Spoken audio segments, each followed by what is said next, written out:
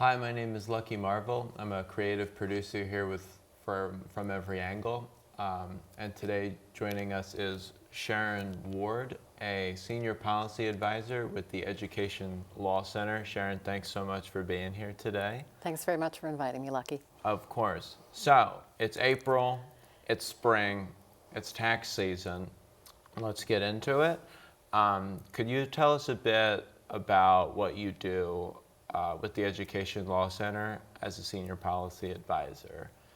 Sure. I work with a team of attorneys at the Education Law Center. I'm not an attorney myself, but I work with them.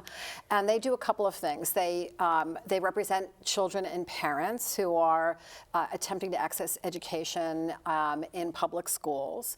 And I work with them on state legislation and state budget issues, helping to make the case for more public school funding, funding for students with disabilities, and other types of issues in Harrisburg and here with City Council. Wonderful, wonderful. Could you tell us a bit about, I saw recently the Commonwealth Court of Pennsylvania, was it, ruled that that the funding in the state of Pennsylvania was ruled unconstitutional. Could you talk to us about that case, what that means? Sure. I mean, that is a historic case, and it will result in really big changes to our education funding system. I think people who live in Philadelphia know that our funding system is inadequate. We're not raising and spending enough money to fully fund our schools. And across the region and across the state, it's also inequitable, where school districts that are wealthier, that have a larger tax base, are able to raise and spend more money on their kids than we are able to raise here in Philadelphia. So what this lawsuit did was to say that the Constitution, which says it's the General Assembly's responsibility to provide for education, essentially says they're not doing their job, and that the system that they have created is unconstitutional and has to change. And now, over the next couple of years, we'll be working on designing what that new system looks like to make sure every kid has access to a high-quality education that enables them to graduate and go on to a successful career. Awesome. Well, thanks for doing that. Could you talk to us a bit about what those kind of changes, if you are allowed to talk about that, what that game plan kind of looks like and how people may benefit from that? So the court said the system doesn't work. It doesn't meet the constitutional requirements and has to change. But it's really up to the governor and the General Assembly to make those changes. And the judge directed the people, the parties in the case, to come together and to begin designing that process. They haven't done that yet. We have a new governor. Governor Shapiro's just been in for a couple of months. And so there will be an effort to pull all the parties together and get them to figure out how much is it going to cost? What does it mean to have a fully funded system? How much will that cost?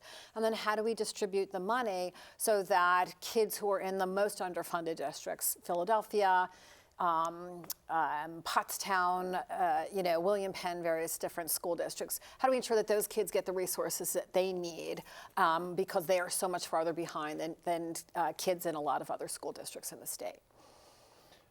And so property taxes, how do those kind of come into play here? I know from my at least hopefully basic kind of understanding, areas with wealthier incomes, they don't pay as much in property taxes. Is this true, or is this where does all that money go?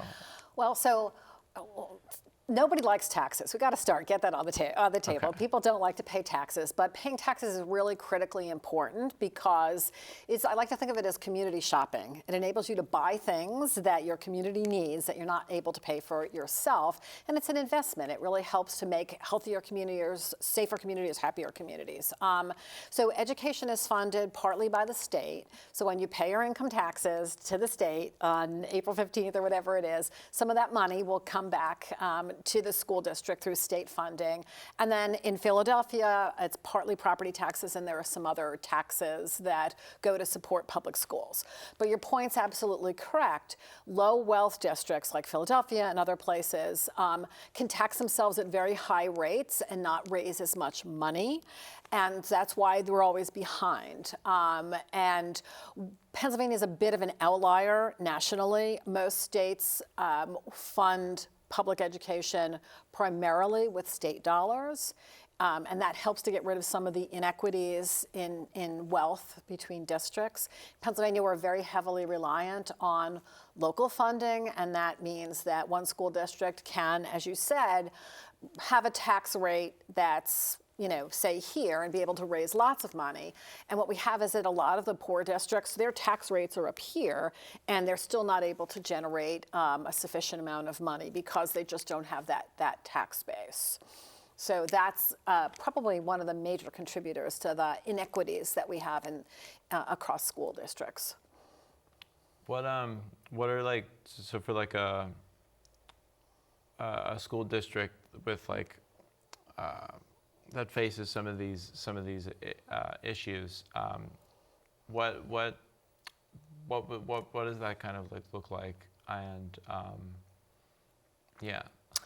So one of the things that happened during the trial was that we heard a lot from school superintendents who talked about what they can't provide to their kids. And so you have much larger class sizes, particularly in the elementary grades, where you really want to have more individualized attention.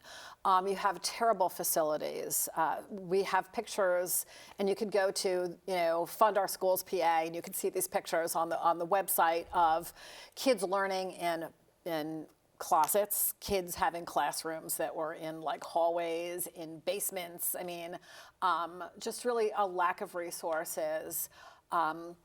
Not having the things that kids need in order to be successful, because part of what happens is that in some of the low wealth districts, kids are also a little farther behind, so they need extra resources, and these school districts just aren't able to provide for the kids. So in a well-funded system, we'd have highly qualified teachers, we'd have decent school buildings. They don't even need to be Taj Mahals, they just need to be decent school buildings. We'd have things like language specialists for kids who are English learners. We'd have reading and math specialists. We'd have all the kinds of things that kids really need in order to succeed. And then you'd have the things that kids just don't get consistently. Music and art and dance, the kinds of things that help kids, in addition to their academics, find something that they love and something that makes them want to come to school, right? So that everyone doesn't always want to go to school for math, but they might want to come to school because they like to be in the drama club or whatever it is. And a lot of our low wealth districts aren't able to really consistently provide that either. So it'll level the playing field, and it'll let kids just learn and grow and be who they can be. You described it as a community shopping, which I think is amazing. I'm going to start using that and referring to it as that, and it being an investment in the community. When I was in high school, I remember there was a period of time, there was like a referendum, and there was this kind of local argument from people whose kids had either already graduated or had their kids kind of going elsewhere, or were just kind of old and just lived in their homes, and their kids were all grown up already. And their argument was, why should I have to pay more for these schools? I'm not getting anything out of that. What do you say to that? Well, so I guess I'd say two things. One is that three things. One is it benefits even senior citizens to have a well-educated population, because you've got a doctor, a nurse, a firefighter, a police officer, a local government official. You want them to be people that have a level of education so that they can serve you the way you need to be served. So I'd say that's the first thing. The second thing is that in well-funded school districts, the property values tend to be higher. I mean, people want to live in well-funded school districts, and so that means that their homes are worth more. And it's also the case that while they may not have kids in their district, they might have grandchildren who are in another school district and someone else is paying for them. So it's a little bit of reciprocity. You know, somebody else is then supporting the education of their grandchildren and they have, you know, paid for the education of their own kids in their own district. So I think there's a lot of benefits to senior citizens. Although they do sometimes struggle to pay property taxes, and I think that was part of the issue. And there is a state program that can help senior citizens get some rebates for their property taxes to make it a little bit less of an issue for them. Cool. Oh, look, thing here. Oh my goodness. So the city of Philadelphia specifically, is there like kind of a breakdown of how tax dollars are like allocated that you could? Sure. So right now it's almost 50-50. I think there's a little bit more state dollars that come into Philadelphia than local dollars. And what happens is that the school district gets an allocation from the state, just like all the other school districts for education, and then the city raises its own taxes. Philadelphia is different from other communities. We don't have referendum and we don't have an elected school board.